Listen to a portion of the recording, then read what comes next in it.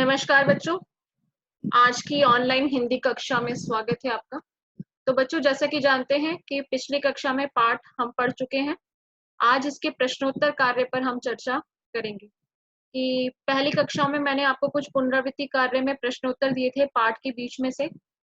उन पाठ के बीच के प्रश्नोत्तर पर भी उत्तर पे एक बार चर्चा कर लेते हैं, ताकि आपने जो उत्तर किए हैं वो आप उनका मिलान भी उचित प्रकार कर सकें।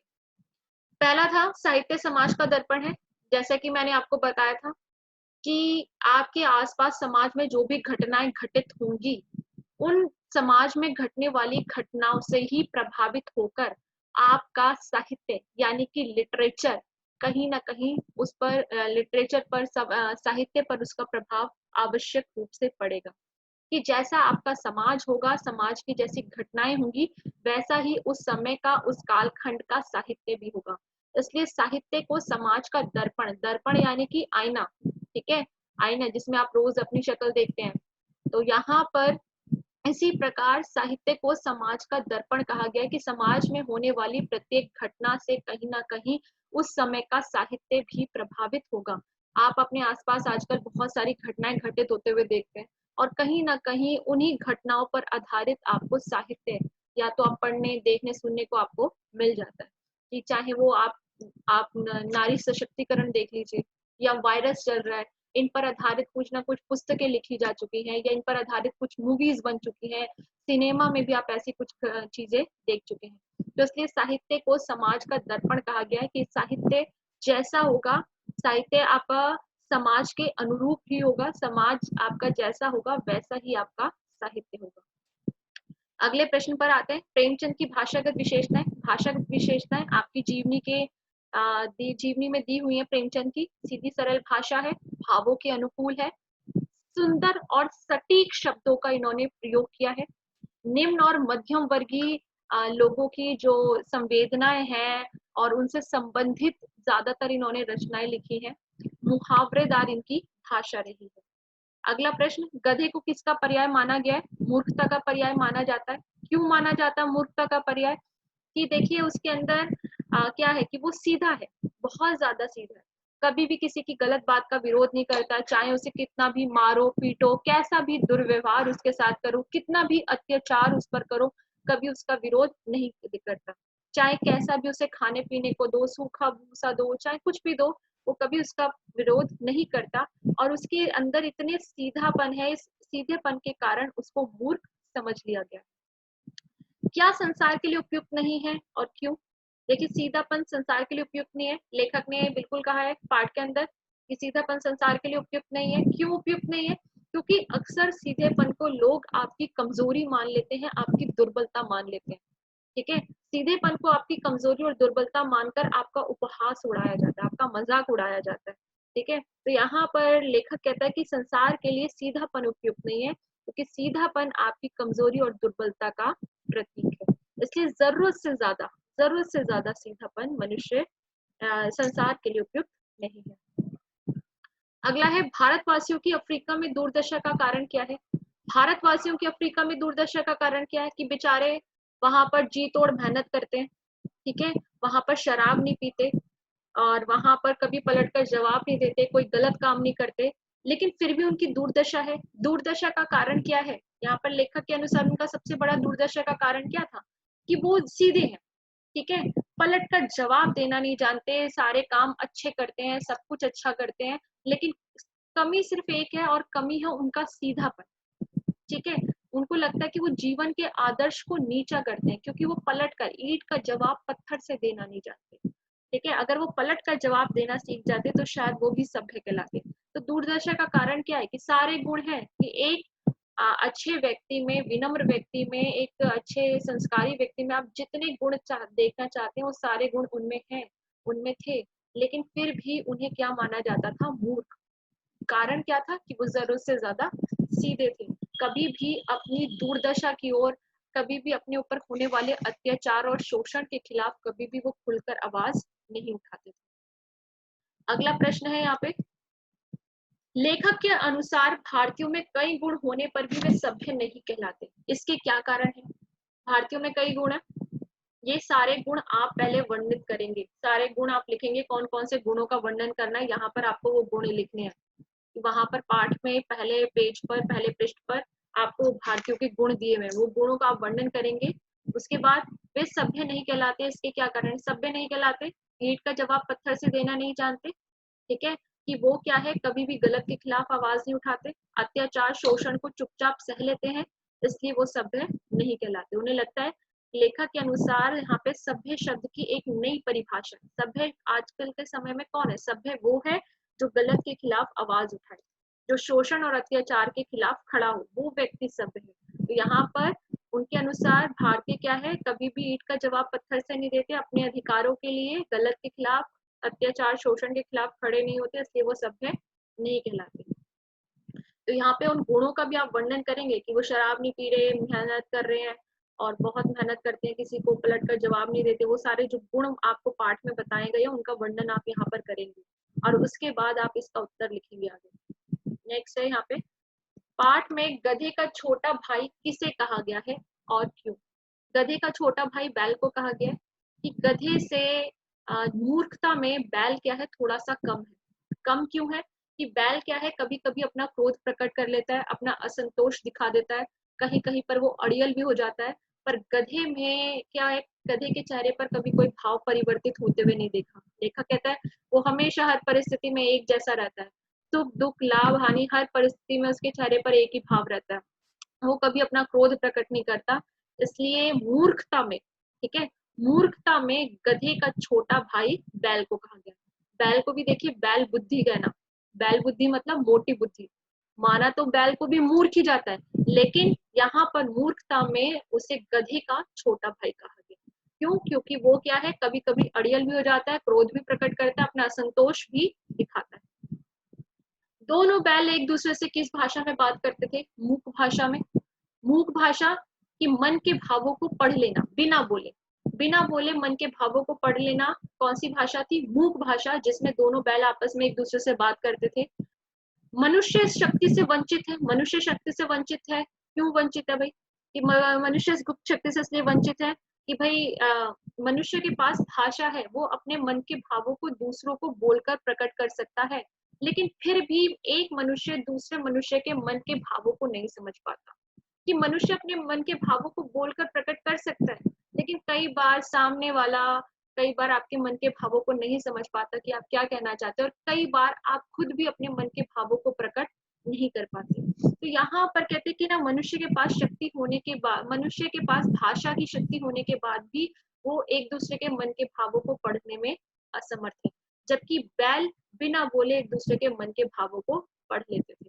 क्यों? क्योंकि मनुष्य में आजकल स्वार्थ और अहंकार की भावना है। कारण है क्या है? कारण है कि स्वार्थ और अहंकार, अक्सर मनुष्य अपने स्वार्थ और अहंकार के कारण दूसरों की भावनाओं को नहीं समझ पाता। आगे चलते हैं। हीरा और मोती की मित्रता की विशेषताएं आपको पाठ में दी हुई हैं। दोनों एक साथ नाल में मुंह डालते, ज्यादा से ज्यादा बोझ अपने कंधे पर लेने का प्रयास करते, मूक भाषा में विचार विनिमय करते, एक दूसरे को सींग मिलाकर एक दूसरे से के साथ धौल धप्पा करते। तो विशेषताओं का उदाहरण दिया हुआ था। नेक्स्ट है, प्रस्तुत कहानी में प्रेमचंद ने गधे की किन, देखिए प्रश्न समझना आवश्यक है, प्रस्तुत कहानी में प्रेमचंद ने गधे की किन स्वभावगत विशेषताएं, स्वभावगत विशेषताएं कौन सी थी? कि गधा क्या है, गधे के अंदर स्वभावगत विशेषताओं में क्या आएगा?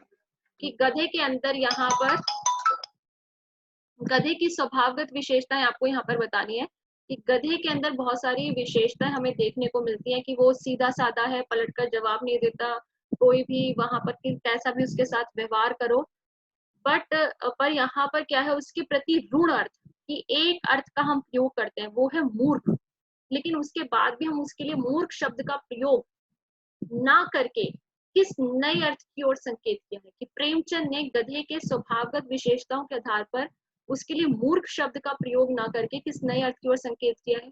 कि यहाँ पर प्रेमचंद ने कि क्या कहा है कि जो गधा है, वो गधा जो है किसी ऋषि मुनि की भांति लगता है प्रेमचंद को। वो कहते हैं कि ऋषि मुनि गहन तपस्या के बाद एक शक्ति प्राप्त करते हैं। कैसी शक्ति? कि सुख दुख लाभ हानि किसी भी स्थिति में उन पर कोई प्रभाव नहीं पड़ता, किसी भी स्थिति का उन पर कोई प्रभाव नहीं पड़ता। तो यहाँ पर वैसी ही कुछ स्थिति यहाँ पर किसकी है? गधे की। कि ऋषि मुनि जो अवस्था बहुत तपस्या करने के बाद प्राप्त करते हैं, गधे को वो अनायास ही प्राप्त है। लेकिन उसके अंदर इतने सारे गुण होने के बाद भी, ठीक है, कि क्या है, जैसा जैसा उसको खाने को दो वैसा स्वीकार कर लेगा, कभी कुछ क्रोध प्रकट नहीं करेगा, जैसा आप उसके साथ व्यवहार करोगे चुप रहेगा। कि इतने सारे गुण होने के बाद भी लोग उसे मूर्ख समझते हैं। कि जो गुण बड़े बड़े ऋषि मुनि बड़ी तपस्या के बाद प्राप्त करते हैं, वो गुण गधे के अंदर पहले से हैं, और उन गुणों का हम अनादर करते हुए उसे क्या कहते हैं? मूर्ख कहते हैं। तो यहाँ पर एक नए अर्थ की ओर संकेत किया है कि उसकी तुलना ऋषि मुनियों से की गई है, उसके गुणों की तुलना। अगला करते हैं यहाँ पे, गया कौन था? उसे दांतों पसीना क्यों आ गया था? गया झूरी का साला था। दांतों पसीना आ गया कि गया, झूरी ने क्या किया? अपने दोनों बैलों को गया को दे दिया, अपने साले गया को दे दिया। और गया जब उन दोनों बैलों को लेकर जा रहा था रास्ते में, तो उसे बहुत परेशानी, बहुत कठिनाई का सामना करना पड़ा, क्योंकि दोनों बैल जाना नहीं चाहते थे। वो आगे से जोर लगाता तो बैल पीछे भागते, कोई दाएं बाएं भागता, ऐसे में उसे घर तक ले जाने में उसे दांतों तले पसीना आ गया। अगला है, हीर और मोती की आंखों में विद्रोह में स्नेह क्यों झलक रहा था? विद्रोह में स्नेह, यानी विद्रोह में स्नेह किसके लिए था? झूरी के लिए था। कि जब दोनों बैल भागकर वापस आ जाते हैं झूरी के पास, पहली बार जब भागकर आते हैं, तो उनकी आंखों में विद्रोहमय स्नेह झलक रहा था। कारण क्या था विद्रोहमय स्नेह का? कि एक तो विद्रोह था झूरी के प्रति, विद्रोह था झूरी के प्रति। कारण क्या था विद्रोह का? कारण ये था कि भाई झूरी ने उन्हें क्या किया? दोनों बैलों को, हीरा और मोती को गया को दे दिया। इसलिए उसके उनके मन में कहीं ना कहीं झूरी के प्रति विद्रोह का भाव तो था ही, लेकिन साथ में स्नेह भी था। इसलिए वो विद्रोह में स्नेह झलक रहा था, क्योंकि झूरी ने अपने दोनों बैलों को गया को दे दिया था। लेकिन उसके बाद भी हीरा और मोती दोनों से बहुत प्रेम करते थे, इसलिए कहीं ना कहीं मन में क्रोध तो था, विद्रोह तो था, लेकिन साथ ही स्नेह भी था। गया के घर पर दोनों बैलों की दशा क्या हो गई कि दोनों को वहां पर अच्छा नहीं लगा। उन्होंने दोनों ने कुछ नांद में मुंह नहीं डाला, कुछ भी खाया पिया नहीं। सुबह से शाम हो गई, वहां का घर आंगन आदमी सब लोग उसे क्या लग रहे थे? उन्हें बेगाने से लग रहे थे। सब कुछ अलग था, अटपटा था, तो वहां पर वो रहना नहीं चाहते थे। क्यों? क्योंकि वो झूरी से बहुत प्रेम करते थे। झूरी के घर पर अब तक वो रहते आए थे, झूरी के स्नेह में अब तक वो रहते आए थे। इसलिए गया के घर पर वो प्रेम और अपनापन उन्हें देखने को नहीं मिला जो झूरी के यहाँ पर था। इसलिए वो बैल वहां रहना नहीं चाहते थे। हीरा और मोती झूरी के पास वापस कैसे पहुंचे? कि उन्होंने क्या किया? मूक भाषा में एक दूसरे से विचार विनिमय किया, और रात को ही जब सब सो गए तो वहां से रस्सियां तोड़कर जो पगहिये उनके गले में पड़े थे उनको तोड़कर वो वहां से भाग गए, और भागकर वापस झूरी के पास पहुंच गए। अगला प्रश्न, दोनों बैलों के वापस आने पर उनका स्वागत किस प्रकार हुआ? दोनों बैलों के वापस आने पर किस प्रकार स्वागत हुआ? बच्चों ने तालियां बजाकर उनका स्वागत किया, ठीक है, कि वहां पर उनका किया कि बड़े अच्छे बैल हैं, और वहां पर वो उन्होंने कहा कि इनका स्वागत किया जाना चाहिए। स्वागत करने के लिए बच्चे, कोई अपने घर से जाकर चोकर लेकर आया, कोई भूसी लेकर आया, कोई गुड़ लेकर आया, और इस प्रकार क्या किया? उनसे उनका स्वागत किया गया। अगला देखते हैं, बैलों के भागकर आने पर झूरी की पत्नी की क्या प्रतिक्रिया थी? झूरी की पत्नी बहुत क्रोधित हो गई। उसे बैलों का इस तरह भागकर आना अच्छा नहीं लगा। उसने कहा कैसे नमक हराम बैल हैं, वहां काम नहीं कर सके।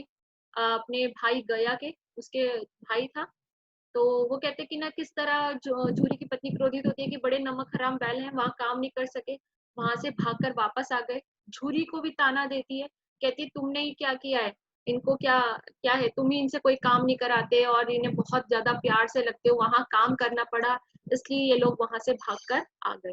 तो यहाँ पर झूरी की पत्नी उनके आने पर खुश नहीं थी।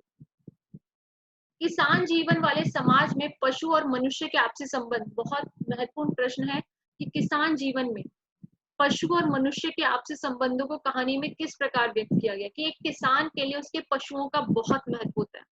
किसान के लिए उसकी धन दौलत जो होती है, सबसे जो महत्वपूर्ण होता है पशु होता है, और पशु उसके किसी घर के सदस्य की भांति होता है। ठीक है, पाठ में भी हमें ये संबंध देखने को मिलता है। और आपको ये संबंध दोनों के संदर्भ में लिखना है। यहाँ पर आपको ये संबंध झूरी के संदर्भ में भी लिखना है, झूरी और हीरा मोती, और झूरी और गया, सॉरी, हीरा और मोती और गया। देखिए झूरी किसान है, मालिक है, हीरा मोती बैल है उसके, दोनों के यहाँ पर तीनों में बहुत प्रेम है। ठीक है, झूरी अपने पशुओं से बहुत प्रेम करता है, बहुत प्यार से रखता है, खाने पीने से लेके हर काम में।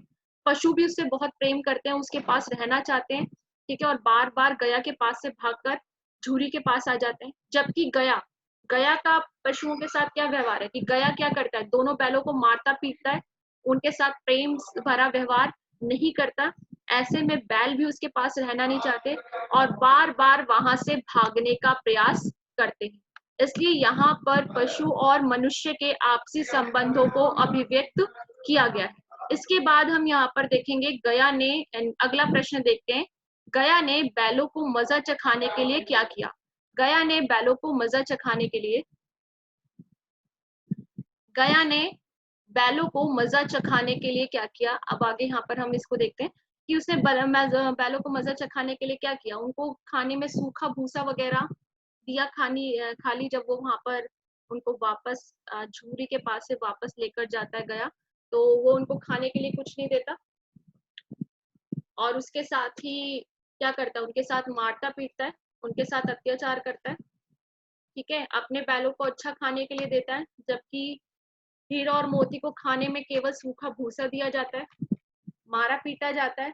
तो ऐसे में वो बैलों को उनकी घर से भाग जाने के लिए उनकी उस शरारत का मजा चखाना चाहता था कि वो क्या कर गए थे, उसके घर से भाग गए थे, इसलिए वो उसको उनका मजा चखाना, उसका सबक सिखाना चाहता था। मजूर को किसने क्या ताकीद दी।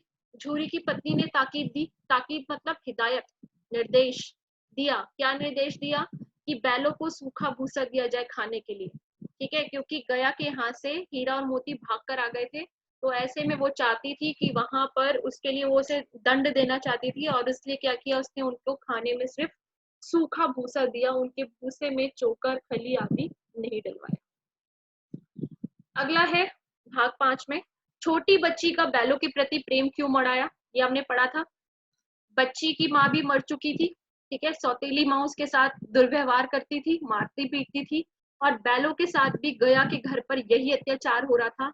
इसलिए छोटी बच्ची कहीं ना कहीं बैलों की दर्द, उनकी पीड़ा को समझ गई थी, इसलिए वो रोज उनके मुंह में एक रोटी दे आती थी। ठीक है, अगला है, औरत जात पर सींग चलाना मना है। हीरा के इस कथन के माध्यम से प्रेमचंद के स्त्री के प्रति दृष्टिकोण को स्पष्ट करिए। महत्वपूर्ण प्रश्न है कि प्रेमचंद यहाँ पर हीरा के माध्यम से कथन कहलवाते। देखिए, जब भी आपको स्टेटमेंट टाइप क्वेश्चन आएंगे, कथन के आधार पर कोई प्रश्न पूछा जाएगा, तो सबसे पहले आप कथन को स्पष्ट करेंगे। यहाँ पर आपको कथन दिया है, औरत जात पर सींग चलाना मना है। ये कब कहता है, ये हीरा कहता है कि जब यहाँ पर हीरा कहता है मोती से कि जब मोती यहाँ पर लड़की की माँ को मारने की बात करता है, तो वो वहां पर उसे समझाता है कि हमें औरत पर हाथ नहीं उठाना चाहिए। हीरा के इस कथन के माध्यम से प्रेमचंद के स्त्री के प्रति दृष्टिकोण। अब यहाँ पे प्रेमचंद का स्त्री के प्रति दृष्टिकोण क्या है कि यहाँ पर प्रेमचंद जी हीरा के माध्यम से कहलवाने का प्रयास करते कि स्त्री का समाज में सम्मान होना चाहिए। ठीक है, यहाँ पे उसकी गरिमा का सम्मान होना चाहिए, उसे सम्मान देना चाहिए, उस पर हाथ नहीं उठाना चाहिए, क्योंकि नारी पर अत्याचार करना, नारी को मारना पीटना क्या है, समाज और शास्त्रों के खिलाफ है। और प्रेमचंद इस बात को जानते थे, और समाज में नारी को सम्मानित करने के लिए, नारी के सम्मान को बनाए रखने के लिए उस पर हो रहे अत्याचार और शोषण से कहीं ना कहीं प्रेमचंद भी परिचित थे। और पाठ में हीरा मोती के माध्यम से वो नारी की समाज में नारी को समाज में सम्मान दिलाने के लिए इस कथन की पुष्टि करते हैं। मोती का गुस्सा काबू से बाहर क्यों हो गया कि जब गया ने क्या किया, हीरा की नाक पर डंडे बरसा दिए कि जब दोनों ने बैलों ने खेत में काम करने से मना कर दिया और गया उन्हें मारते मारते थक गया, तब क्रोध में आकर गया ने जब हीरा की नाक पर डंडे मारे, तो यहाँ पर मोती का गुस्सा काबू से बाहर हो गया और उसके सामने जो कुछ भी आया, हल जुआ जो भी हाथ में आया, उसे लेकर वो गया को मारने के लिए भाग पड़ा। छोटी बच्ची ने दोनों बैलों की सहायता किस प्रकार की व क्यों? छोटी बच्ची ने दोनों बैलों की सहायता किस प्रकार की कि उसने क्या किया, दोनों बैलों की रस्सियां खोल दी। रात के समय वो दोनों बैलों के पास आई और उनसे कहा कि यहाँ से भाग जाओ, क्योंकि कल वो तुम्हें नकेल डालने की बात कर रहे, तुम्हारी नाक में नथ डालने की बात कर रहे हैं, इसलिए यहाँ से भाग जाओ। और उसने क्या किया, उन दोनों बैलों की रस्सियां वहां से खोल दी ताकि बैल वहां से भाग जाए। क्यों? क्योंकि उनके घर पर क्या था, बहुत बुरा व्यवहार हो रहा था कि वो नाथ, उसकी नाक में नकेल डालने, नाथ डालने की बात कर रहे थे। तो कहते कि ये तो तुम्हें मार डालेंगे, इसलिए यहाँ से भाग जाओ। इसलिए वो ये सब नहीं चाहती थी। ये प्रश्न 2 बार आ गया था कि गलती से दोबारा टाइप हो गया था। आगे चलते हैं। भाग 6, हीरा और मोती ने सांड का सामना किस प्रकार किया? कि जब सांड आया तो उन्होंने योजना बनाई कि किस प्रकार एक संगठित होकर मिलजुल कर इस सांड का सामना किया जाए। कि सांड जब हीरा एक को मारता तो दूसरा उससे लड़ने लग जाता, जब वो हीरा को मारता तो मोती उसको मारने लग जाता, और जब वो मोती पर प्रहार करता तो हीरा उसे मारने लगता। अगर वो आगे से एक उसको आगे से मारता, एक ने उसको पीछे से मारता, यानी कि दोनों ने मिलकर क्या किया, उसका सामना किया और उसको वहां से रगेद दिया। पूरा वर्णन आपको पाठ में ये दिया हुआ है, आपको उसको लिखना था। वह अपना धर्म छोड़ दे, लेकिन हम अपना धर्म क्यों छोड़े? हीरा मोती को क्या समझाता है इस पंक्ति के माध्यम से? हीरा समझाता है कि जब गया क्या करता है, यहाँ पर हीरा और मोती को मारने के लिए दौड़ता है, उनको पकड़ने के लिए दौड़ता है। तो यहाँ पर मोती हीरा से कहता है कि उसको मार देना था गया को। तो यहाँ पर हीरा उसको समझाता है कि उसने अपने जब स्वामी होने का धर्म नहीं निभाया, कि गया गलत था। गया ने क्या किया, उनके साथ अत्याचार किया, उन पर गलत किया, उनको मारा पीटा, खाने में कुछ नहीं दिया, तो उसने उनके साथ गलत किया। ऐसे में अगर वो अपना धर्म छोड़ दे, उसने अपने मालिक होने का धर्म नहीं निभाया, तो हम तो हम अपना धर्म क्यों छोड़े? यानी हम भी पशु हैं, तो हम अपना धर्म क्यों छोड़े? कि उसने हमारे साथ गलत किया, वो गलत हम क्यों करें? ठीक है, उसने अपने स्वामी होने का कर्तव्य नहीं निभाया, तो हम अपना पशु होने का कर्तव्य क्यों भूलें कि हम उसको क्यों मारें? ठीक है, हमें उसे मारना नहीं चाहिए। अगला प्रश्न, दोनों बैलों को कहाँ लाकर बंद किया गया व वहां का वातावरण कैसा था? तो यहाँ पर दोनों बैलों को कहाँ लाकर बंद किया गया?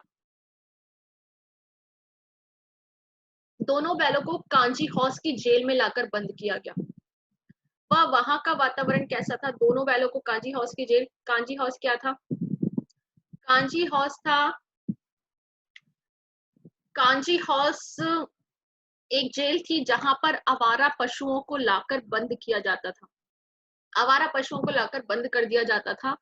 और वहां का वातावरण कैसा था? वहां का वातावरण ये था कि वहां पर पशुओं पर ध्यान नहीं दिया जाता था। वहां पर और भी घोड़े, बकरी, गधे, भैंसे आदि बंद थे, पर उनको खाने के लिए कुछ भी नहीं दिया जाता था। वो बेचारे अधमरे सी हालत में वहां पड़े हुए थे। और हीरा मोती को भी वहां लाकर बंद कर दिया गया, और उनको भी सुबह से शाम हो गई और उन्हें खाने के लिए कुछ भी नहीं दिया गया। तो दोनों बैलों को कांची हौस की जेल में लाकर बंद किया गया, जहां पर आवारा पशुओं को लाकर बंद किया जाता था। गिरे हुए बैरी पर सींग न चलाना चाहिए, पंक्ति के माध्यम से हीरा किस नैतिक मूल्य की बात करता है?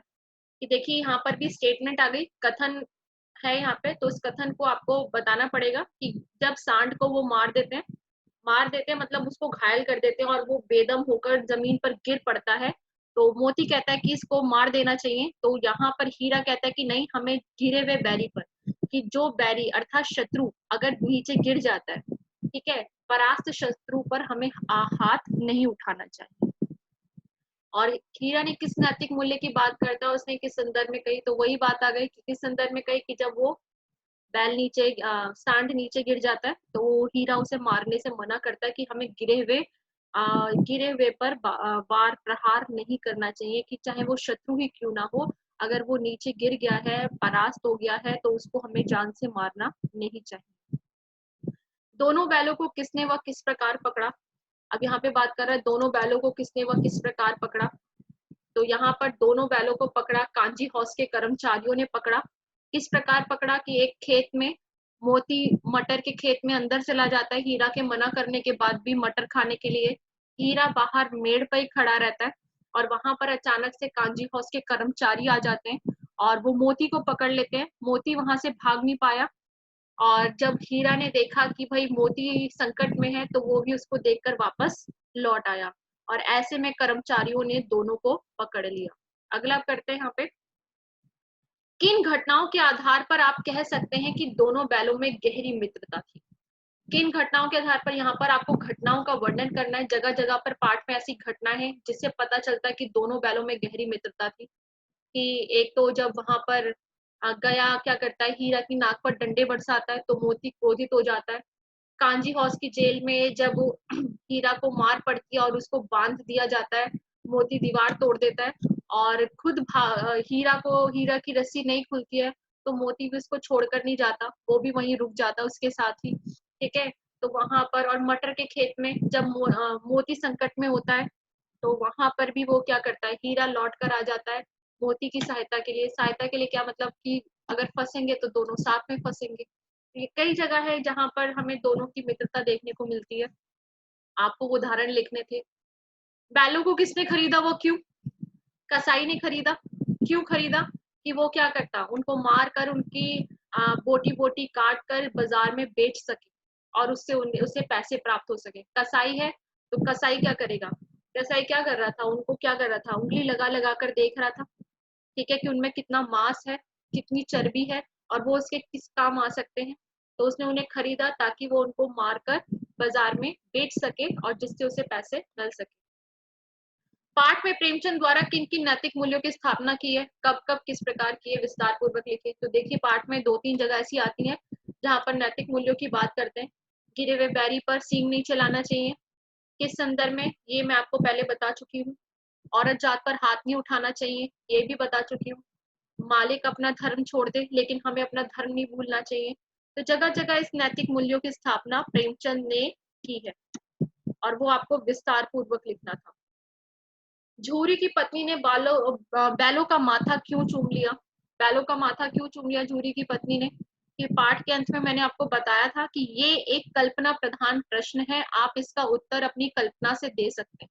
कि यहाँ पर आकर कहानी जो है खत्म हो जाती है, तो यहाँ पर ये प्रश्न आपसे पूछा जा सकता है कि पत्नी ने उनका बैलों का माथा क्यों चूम लिया, जहां पहले उनके लौट के आने पर वो बिल्कुल प्रसन्न नहीं थी, आकर बैलों को भला बुरा भी कहती है, लेकिन आखिर में आके उनका माथा चूमती है। कि हो सकता है शायद उससे बैलों की कमी का एहसास हुआ हो, बैलों के ना रहने पर उसे पता हो कि बैल कितना काम करते थे, और उसके जाने पर उसे उनकी कमी का एहसास हुआ हो, या उसने गया के घर पर उनके साथ क्या व्यवहार हुआ उसका पता चला हो।